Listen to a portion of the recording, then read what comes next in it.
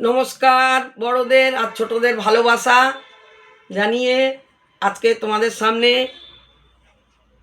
একটু কথা বলতে এসেছি। তা ভাবছিলাম কি কথা বলবো, আজকে একটু দেবতাদের কথা বলি। আমাদের এখানে যেমন মানুষের সমস্যা, দেবতাদেরও অনেক সমস্যা আছে, কিন্তু আমরা সেটা জানতে পারি না। তবে দেবতাদের সমস্যা অনেক অনেক কম, কারণ তাদের ফ্যামিলি খুব ছোট। একমাত্র মা দুর্গারই ফ্যামিলি একটু বড়। মা দুর্গার 4 ছেলে মেয়ে, জামাই, ছেলের বউ।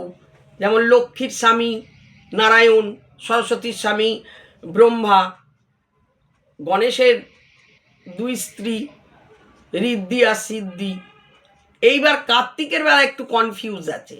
সবাই বলে আইবুড়ো কার্তিক, কিন্তু কার্তিক আইবুড়ো না। তার প্রমাণ আছে ব্যাঙ্গালোরে কার্তিক ঠাকুরের মন্দিরে কার্তিক ঠাকুরের 2 স্ত্রী আছে। যেমন আমার বঞ্জি ওখানে থাকে, এসে নিজের চোখে দেখে এসেছে। তা কার্তিক ঠাকুরকে নিয়ে ওই যে বললাম, তাহলে এখানে বিয়ে করেনি, আমাদের পশ্চিমবঙ্গে চেন্নাইয়ে গিয়ে বিয়ে করে এসছে। তা আর কি, যে আমরা পুজো করি, এদিকে মুখে বলি আইবুড়ো কার্তিক, এদিকে কারোর বাচ্চা কাচ্চা না হলে কার্তিক ঠাকুরেরই পুজো করা হয়। কার্তিক ঠাকুর ফেলি তার বাড়িতে, এটা একটা কিরকম উল্টো কথা হলো।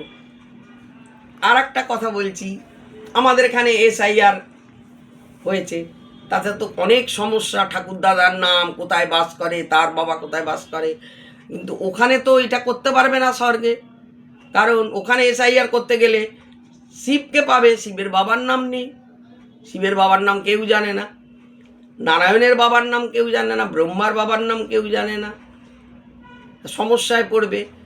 এবার বাস, কে কোথায় বাস করে, শিব না হয় কৈলাসে বাস করে, নারায়ণের ধাম আছে, কিন্তু সে তো সব বেশিরভাগ সময়ই জলের সাপের ওপর লক্ষ্মীকে নিয়ে বসে থাকে, কোন ঠিকানা দেবে।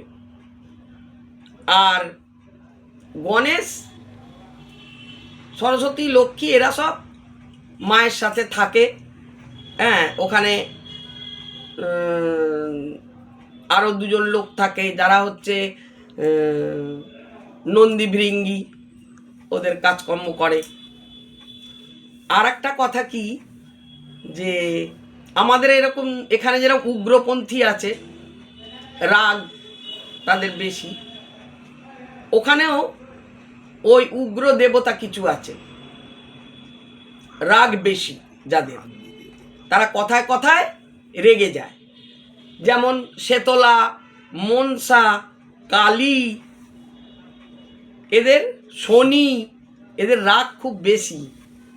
আবার লক্ষ্মী, সরস্বতী, গণেশ, দুর্গা, এদের রাগ একটু কম, এরা রাগে কম। আবার কালী রাগী দেবতা, আর সেই জন্যই তো লোকে কি বলে, মা কালীর দিব্যি। জানে মা কালীর দিব্যি খেয়ে কেউ মিথ্যে কথা বলতে গেলে মা কালী ছাড়বে না তাকে। কাজেই বুঝতে পারছো সব জায়গায় সমস্যা। আমাদের এখানে যেমন স্বর্গেও তেমন। ব্যাস এইটুকু বক বক করলাম তোমাদের কাছে। জানি তোমাদের হয়তো ভালো লাগছে না যে জেঠিমা বক বক করে, কি করব, শুধু ছবি দেখাবো, সবাই গান করে, ছবি দেখায়, অন্য গানে লিপ দেয়, আমি তো কিছু পারি না। হ্যাঁ, বয়স হয়ে গেছে এখন 66 বছর, আর কি করব। সেই জন্য একটু তোমাদের সঙ্গে গল্প করে সময় কাটাই, একা থাকি, বুঝতেই তো পারছো। ঠিক আছে।